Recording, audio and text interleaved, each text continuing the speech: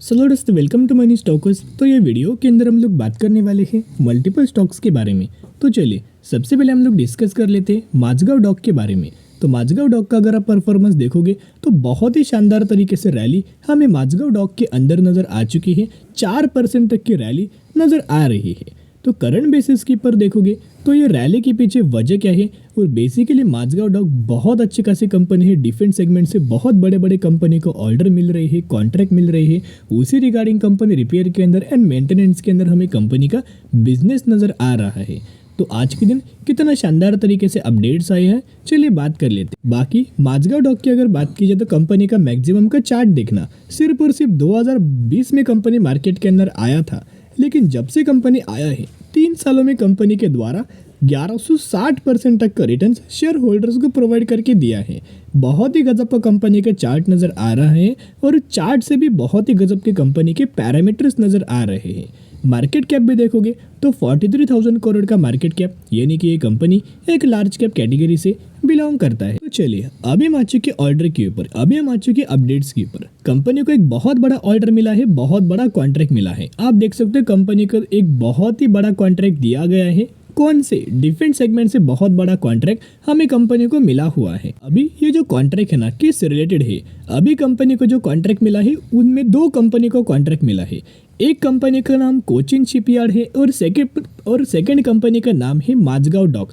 तो माझगांव डॉक की अगर बात की जाए तो इस कंपनी को 1600 करोड़ का एक बहुत बड़ा कॉन्ट्रैक्ट दिया गया है। ये क्या करने वाला है, किस रिलेटेड, ये construction and supply 6 vessel to Indian coast guards, यानी कि इंडियन कोस्ट गार्ड को 6 वेसल्स कंपनी को सप्लाई करना है। इसकी रिगार्डिंग डिफेंस सेगमेंट के द्वारा, मिनिस्ट्री ऑफ डिफेंस के द्वारा ये ऑर्डर हमें दिया गया है और जिसके द्वारा 1600 करोड़ तक का यह ऑर्डर हमें दिया गया है। आप समझ सकते हो धीरे धीरे करके कंपनी का ऑर्डर बुक भी हमें लगातार दोस्तों बढ़ रहा है, क्योंकि सबसे ज़्यादा जो गवर्नमेंट प्रेफर्ड करता है ना वो माझगांव डॉक को ही प्रेफर्ड करता है। जैसे कि for an example Cochin shipyard की अगर बात की जाए तो इस कंपनी को कितना ऑर्डर मिला, 500 करोड़ के आसपास, और सबसे ज़्यादा मैक्सिमम किसको ऑर्डर मिला, माझगांव डॉक को।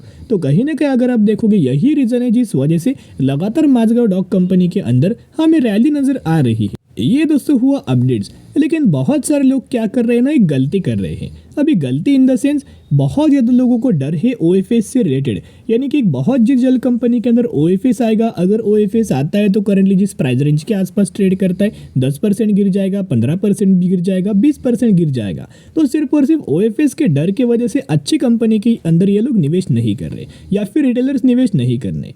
तो दोस्तों आपको ऐसा गलती नहीं करना चाहिए। करंटली अगर आप देखोगे ना तो सिर्फ और सिर्फ रिटेलर्स निवेश नहीं कर रहे, बाकी हर एक लोग निवेश कर रहे हैं। जैसे कि फॉर एग्जांपल देखोगे तो एफआईएस, तो एफआईएस के पास पहले 3.29% का स्टेक था, वो बढ़ा के 3.69% का स्टेक। फिर म्यूचुअल फंड्स का डेटा देखोगे तो नवंबर 2023 का डेटा मैं आपके साथ शेयर कर रहा हूँ, जहां 18 म्यूचुअल फंड्स की बाइंग एंड 6 म्यूचुअल फंड्स की सेलिंग नजर आया। इसके अंदर भी म्यूचुअल फंड्स के द्वारा बहुत ही अच्छा खासा स्टेक हमें बाइंग किया जा रहा है। यानी कि कहने का मतलब दोस्तों इतना ही है कि हर एक लोग कंपनी के अंदर खरीदारी कर रहे हैं, लेकिन सिर्फ और सिर्फ रिटेलर्स खरीदारी नहीं कर रहा है, क्योंकि जो प्रमोटर्स का जो होल्डिंग है ना 84% है, 85% है, जो कि सेबी के रूल के हिसाब से 3 सालों में जो प्रमोटर्स का होल्डिंग होना चाहिए 75% या फिर उससे नीचे होना चाहिए। तो कहीं ना कहीं अगर प्रमोटर्स को अपना स्टेक बेचना होगा ना तो ये ओएफएस के माध्यम से अपना स्टेक बेच सकते, और ओएफएस हमेशा डिस्काउंट प्राइस के अंदर लाया जाता है। फॉर एग्जांपल एक कंपनी 100 रुपये के आसपास ट्रेड कर रही है ना, तो ओएफएस कहाँ आएगा, 90 रुपये के आसपास आ सकता है, 80 रुपये के आसपास आ सकता है, 70 रुपये के आसपास आ सकता है। तो धीरे धीरे करके कंपनी के अंदर गिरावट होगा और लगातार प्रमोटर्स अपना स्टेक बेचते रहेंगे, और खरीदारी कौन करेगा, रिटेलर्स खरीदारी करेगा। तो यही पोजीशन के ऊपर रिटेलर्स करेंटली पॉज ले रहा है। लेकिन दोस्तों अगर आप खरीदारी करना चाहते हो तो निवेश करने का सही मौका है। जब भी कोई कंपनी गिरे, जब भी कंपनी कंसोलिडेट करे, ये निवेश करने का सही मौका बन सकता है। तो चलिए अभी हम बात करने वाले हैं अगली कंपनी के बारे में, टाटा मोटर्स के बारे में कवर अप करेंगे, जहां इसके अंदर आज के दिन ऑलमोस्ट हमें 0.67% की पॉजिटिविटी के अंदर हमें तेजी नजर आया एंड ऑलमोस्ट हमें टाटा मोटर्स के अंदर 710 रुपये के आसपास हमें क्लोजिंग हो चुका है। तो टाटा मोटर्स की अगर बात की जाए तो बेसिकली ये कंपनी पैसेंजर व्हीकल्स के अंदर भी अच्छा खासा काम कर रही है, कमर्शियल व्हीकल्स के अंदर भी अच्छा खासा काम कर रही है, इलेक्ट्रिक व्हीकल्स के अंदर भी अच्छा खासा काम कर रहे हैं, और इनका जो लग्जरियस वाला सेगमेंट है जैगुआर एंड लैंड रोवर, इस सेगमेंट के अंदर भी कंपनी बहुत अच्छा खासा काम कर रही है। तो इसके हिसाब से आप समझ सकते हो कि इस महीने जो डेटा हमें नज़र आया था ना, नवंबर महीने का, यानी कि दिसंबर महीने के अंदर ये अपडेट्स आया था इसी महीने में, जो कि नवंबर महीने का मंथली सेल्स का डेटा कंपनी के द्वारा पेश किया गया था। तो ये डेटा के ऊपर हम आ चुके हैं। यहाँ दोस्तों अगर आप देखोगे तो बेसिकली नवंबर महीने में ये कंप्लीट सेंटेंस देखना, Tata Motors recorded its highest ever monthly retail sales in November, यानी कि नवंबर महीने में बहुत ही शानदार तरीके से बहुत ही ज़्यादा कंपनी के द्वारा हमें रिकॉर्ड सेल्स हमें नोट किया गया था रिटेल सेल्स के अंदर, जिसकी वजह से आप समझ सकते हो कि लगातार ये कंपनी है ना डिमांड को फुलफिल कर रहा है और इनका एक ही एम है कि जितना ज़्यादा डिमांड को फुलफिल करेगा, जितना ज़्यादा लोग या फिर कस्टमर सेटिस्फाई होंगे, उतने शानदार तरीके से हमारा बिजनेस आगे बढ़ेगा। आपको पता है कि 2018 तक तो टाटा मोटर्स के अंदर बिल्कुल भी कोई अच्छा खासा परफॉर्मेंस नहीं था। गिरावट हमें नज़र आ रही थी, बीच में तेज़ी आ रही थी, फिर गिरावट नज़र आ रही थी। इस तरीके से टाटा मोटर्स हमें ट्रेड करता था और पहले ये कंपनी लॉस मेकिंग था दोस्तों। यस, लॉस मेकिंग कंपनी था, जितने भी पैरामीटर्स था वो लॉस के अंदर था। लेकिन ऐसा क्या हुआ, 1.5-2 सालों में कंपनी इतना शानदार तरीके से परफॉर्म करने लगा, क्योंकि इन्होंने क्या किया है ना, एक बहुत अच्छे खासा प्राइस व्हीकल्स का रखा हुआ है। जिस प्राइस रेंज के आसपास ये व्हीकल्स प्रोवाइड करते, उसके लिए बहुत अच्छे खासे अट्रैक्टिव फीचर्स प्रोवाइड किया गया है, परफॉर्मेंस इंप्रूव किया गया है, डिज़ाइन के ऊपर काम किया गया है। आप इसके एरोडायनेमिक शेप्स देख सकते हो या फिर जितने भी टेक्निकल वर्ड्स है, उन बहुत सारी चीज़ों के ऊपर इंजीनियर्स के द्वारा हमें काम किया गया है। तो जिसकी वजह से अच्छे खासे वेरिएंट्स मार्केट के अंदर लॉन्च किया गया है, जिस वेरिएंट्स के द्वारा कंपनी को करंटली बहुत अच्छा खासा फायदा हो रहा है।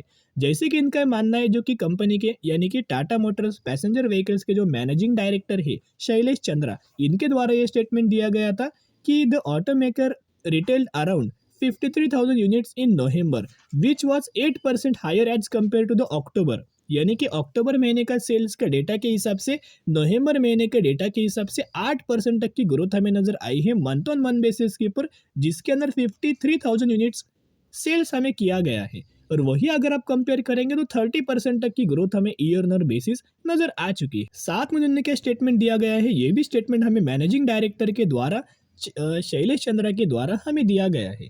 देखिएगा, we had a very strong festival season which I would contribute mainly to the new launched facelift Nexon, Harrier, Safari and iCNG range, and therefore our Vahan registration or real sales as we call it was the highest ever in our history। तो currently history के अंदर एक highest ever sales हमें नवंबर महीने का note किया गया है।